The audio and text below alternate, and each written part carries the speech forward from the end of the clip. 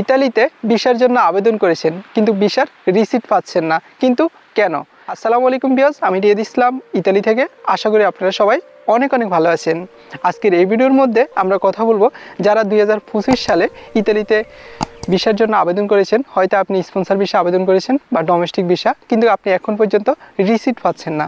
আসলে রিসিপ্ট না পাওয়ার অনেকগুলো কারণ রয়েছে, তবে আজকের এই ভিডিওটি যদি আপনি কন্টিনিউ করেন তাহলে আপনি এই সম্পর্কে সম্পূর্ণ তথ্য জানতে পারবেন। তো মূল ভিডিওতে যাওয়ার আগে আপনি যারা এই চ্যানেলের নতুন দর্শক, আপনার চ্যানেলটি সাবস্ক্রাইব করে পাশে থাকবেন এবং ভিডিওতে একটি লাইক করে দিবেন, এটা সবার প্রতি আসলে অনুরোধ রইল।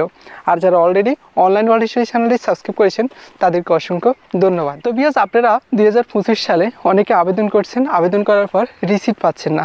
অধিকাংশ মানুষ প্রতিনিয়ত কমেন্ট করে থাকেন যে ভাই রিসিপ্ট কেন পাই না। আসলে আজকের এই ভিডিওর মধ্যে রিসিপ্ট না পাওয়ার যদি অনেকগুলো কারণ থাকে, তবে আজকের এই ভিডিওটি যদি আপনি সম্পূর্ণ দেখেন আপনি এ সম্পর্কে জানতে পারবেন। তো রিসিপ্ট না পাওয়ার প্রথম যে কারণটা আমরা তুলে ধরবো সেটা হলো, অনেক ক্ষেত্রে যখন ইতালিতে আপনার পুলিশ সিল ঘোষণা করা হয়, ইতালিতে লোক নিবে, তখন সবচাইতে বেশি খুশি হয় তারা। আপনি না, আপনি তো আবেদন করছেন, আপনার চেয়ে বেশি খুশি হয় কিন্তু দালাল, যারা দালালি করে, কারণ তারা মানুষের কাছ থেকে বাটপারি সিটারি করতে পারবে, তারা সবচাইতে বেশি খুশি হয়। মানে আপনাদের চেয়ে বেশি কিন্তু খুশি হয় আপনার দালাল, এটা 100% আপনি শিওর থাকতে পারেন।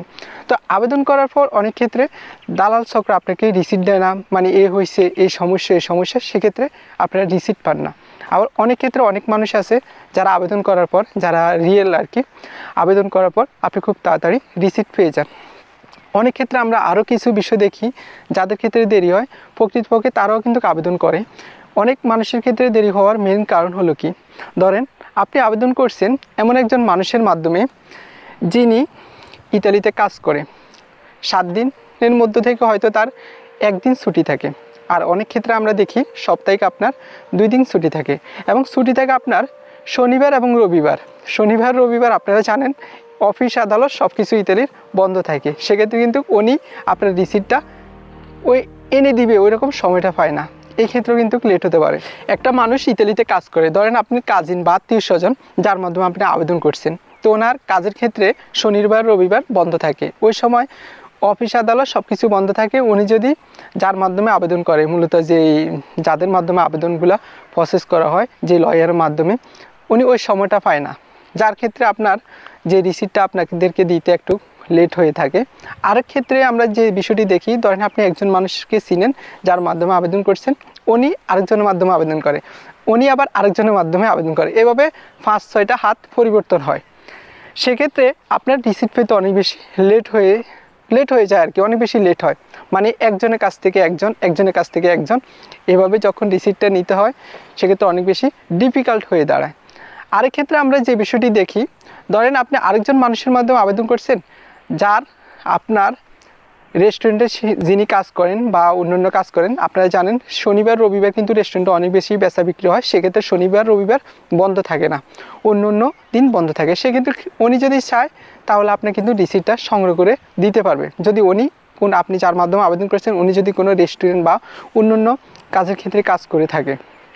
বিশেষ করে আমরা দেখি ফ্যাক্টরির কাজগুলোর ক্ষেত্রে শনিবার রবিবার বন্ধ থাকে, তো উনি চাইলে কিন্তু সংগ্রহ করে দিতে পারে। কিন্তু কিছু মানুষ আছেন আপনার, মানে ধরেন আপনার সমস্যাটা একমাত্র আপনি বুঝবেন, সত্যি আপনার সমস্যাটা পৃথিবীর অন্য মানুষ বুঝবে না, কিন্তু আপনার ফ্যামিলি বুঝবে এবং আপনি নিজেই বুঝবেন আপনার সমস্যাটা, আপনি কতটা সমস্যার মধ্যে রয়েছেন, এটা শুধুমাত্র আপনি ফিল করতে পারবেন। সুতরাং অন্য মানুষের মাধ্যমে যখন আবেদন করবেন, আবেদন করার পর আপনি একটু হতাশ হয়ে দাঁড়াবেন, তাকে সাবও দিতে পারবেন না, জোর করে বলতেও পারবেন না, কিন্তু আপনি রিসিপ্ট ছাড়া কখনো কনফার্ম হতে পারেন না যে ইতালিতে আপনার ভিসার আবেদন হলো।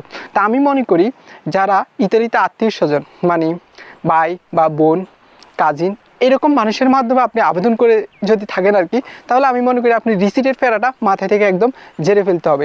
আপনি রিসিপ্ট নিয়ে কোনো টেনশন করার প্রয়োজন নেই, কারণ আপনার বোন আপনার জন্য আবেদন করছে বা আপনার ভাই আপনার জন্য ইতালির ভিসার জন্য আবেদন করছে, সেক্ষেত্রে আপনি রিসিপ্ট নিয়ে এত টেনশন নেওয়ার দরকার নেই, এত ফেরা নেওয়ার আমি মনে করি দরকার নেই, কারণ আপনার বোন আপনার আবেদন করবে, আপনার ভাই আপনার সাথে কখনো মিথ্যা কথা বলবে না। যদি আননোন মানুষের মাধ্যমে আবেদন করে থাকেন, অপরিচিত মানুষের মাধ্যমে আবেদন করে থাকেন, সেক্ষেত্রে আপনি রিসিপ্ট পেলে আপনি কনফার্ম হতে পারবেন আপনার ইতালিতে ক্লিক ডেতে আপনার ক্লিক হলো। আর এক্ষেত্রে অনেক মানুষ ফেক রিসিপ্ট দিয়ে থাকে, এ সম্পর্কে আমাদের চ্যানেল আমরা পূর্ব ভিডিও দিয়েছি, যদিও ইতিমধ্যে আমরা এ সম্পর্কে আপনার ভিডিও দিইনি। যাই হোক, আপনার পূর্বের ভিডিওগুলো দেখলেও আপনারা বুঝতে পারবেন। আসলে এই রিসিটের ক্ষেত্রে আপনার যারা ফেক রিসিট দেখলে আসলে আপনি বুঝে যাবেন রিসিটটা ফেক। তো আমার অডিয়েন্সের মধ্যে থেকে যারা আমাকে কন্টিনিউ ফলো করেন বা আমার ভিডিও দেখেন, তাদের মধ্যে থেকে অনেকেই রিসিট পেয়েছে, কিন্তু অনেকে পাননি। যারা পাননি আসলে তাদের সম্পর্কে আমি কি বলবো আর জানি না। তবে আপনি যার মাধ্যমে আবেদন করছেন তাকে বলতে পারেন যে ভাই, আবেদনের পর তো একটা রিসিট দেয়, আপনি যদি রিসিটটা দিতেন। তবে এতটুকু সত্য ভাই, কোনো মানুষের 15 দিন লাগে না একটা রিসিট দিতে, 1 মাস লাগে না একটা রিসিট দিতে।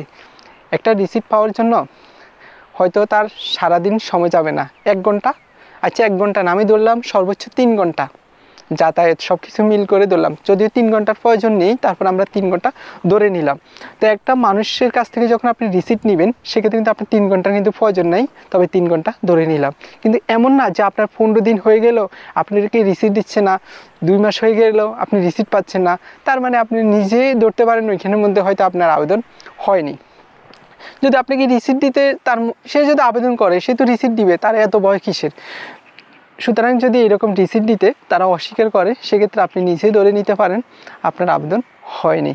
এমনগুলো আমরা প্রতিনিয়ত দেখি, এমন বিষয়গুলো আর কি। আসলে ইতালির মধ্যে এরকম অনেক প্রতারক চক্র, অনেক দালাল চক্র রয়েছে। তো ভিউয়ার্স, এই ছিল আজকের ভিডিও যদি আপনাদের হেল্পফুল হয়ে থাকে, আপনার ভিডিওটি শেয়ার করবেন। আর যারা এই চ্যানেলের নতুন দর্শক, চ্যানেলটি সাবস্ক্রাইব করবেন। সবাই ভালো থাকবেন। আসসালামু আলাইকুম, আল্লাহ হাফেজ।